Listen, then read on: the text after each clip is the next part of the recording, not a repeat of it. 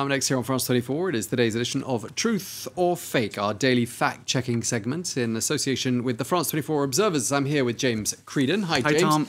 Now, you're starting with some images that claim to show an anti-health pass protest in Italy. It's allegedly happening last weekend. Tell us more. That's right. So this image claims to show throngs of crowds on a bridge and across a whole sort of port kind of area alongside the water. It claims to show, there were various different tweets saying that this was in Italy, that it was in Trieste, that these were monster demonstrations against the health pass. In any case, look, I won't go into too much detail about it, but let's just say it got shared a lot with people saying bravo to the Italians. Another tweet saying France is way behind. People are more or less just chilling out and having barbecues and dancing the Macarena by comparison. In other words, France needs to up its anti-health pass efforts to match the might of Italy, right? Anyway, let's just say reverse image search brings you to the source of that image. It was actually a kind of an electro music event in Zurich, so across the Alps, and you can see actually on the it's called Street Parade, that particular event, and amongst their official images, you have images that resemble very much that bridge that we saw in the photo. So let's just say it wasn't Trieste, nothing to do with health pass protests, but I suppose this is where there's always the element of intrigue. There is a grain of truth in the fact that there were demonstrations blocking major Italian ports in protest against mandatory COVID health passes. There were pictures of protesters, etc., but nothing quite as impressive as the images that we saw, Tom. And I suppose you often do see this, that where people are in favour of demonstrations, they may try to make the numbers look bigger than they in reality are. I've heard that before somewhere, James. Can't think where.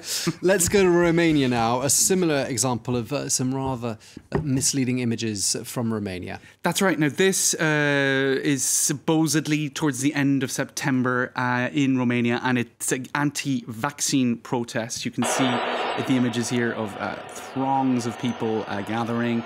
And again, AFP fact-checked did this particular work, and they traced it back to images that were broadcast on the public broadcaster TVR in Romania back in October 2017, and these were anti-corruption protests. So again, nothing to do with the current situation.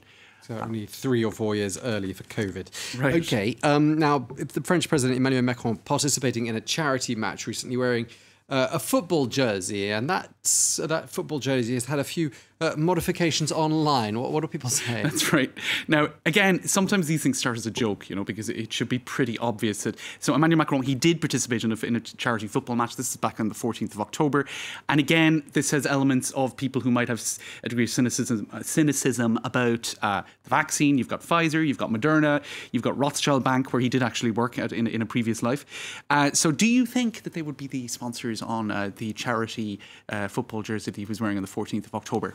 Are you actually asking me that question? What do you think? I think it's really unlikely, James, but I might be wrong. I think your journalistic instincts are excellent, Tom. And indeed, if our Observers team can confirm for you that these were the original sponsors. Nothing to do with banking or vaccines, right? Okay. And again, if you really want to kind of verify that, and there are tools, Invid, I often mention it. It's a free piece of software that anyone can download if they want.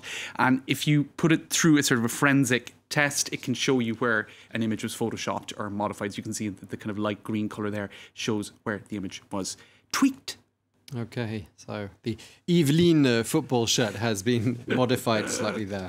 Now, finally, a fraudulent email is doing the rounds. It's not entirely fake news, right, you might say, but it's nevertheless causing some alarm. Fakery that's making the news. Now, I'll try to be quick about this. This is a scam that the French police have drawn attention to. Now, it's a document that is being emailed to people claiming accusing them of being involved or in child pornography, paedophilia, whatnot, and saying in a bid to make this go away, you can pay. Basically, one quite well-known journalist here in France, Tristan Mondes France, got this email. He put it up on YouTube.